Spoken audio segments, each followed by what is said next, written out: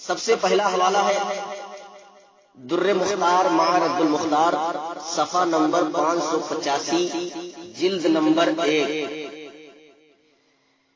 امامت کے شرائط بیان کرتے ہوئے لکھتے ہیں، اور بھی بہت سے شرائط ہیں، ان میں سے ایک یہ بھی شرائط ہے کہ امامت کا مستحق وہ شخص ہے کہ جس کی بیوی خوبصورت ہو، پھر وہ شخص جس کا سر بڑا ہو اور اعلیٰ تناسل چھوٹا ہو۔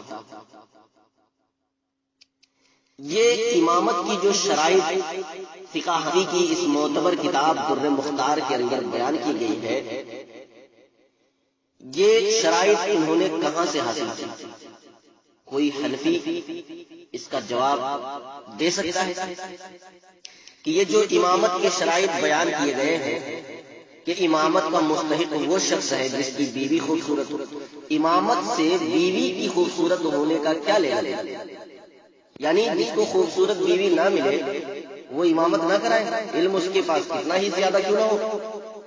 اور دوسری بات، پھر وہ جس کا سر بڑا ہو، سر بڑا ہونے سے کیا مطلب؟ امامت کی شرائط کے لیے اس سر بڑا ہونا کیا ضروری ہے؟ اور پھر اس کا اعلیٰ تناسل چھوٹا ہو، یعنی اس کا عضو چھوٹا ہو۔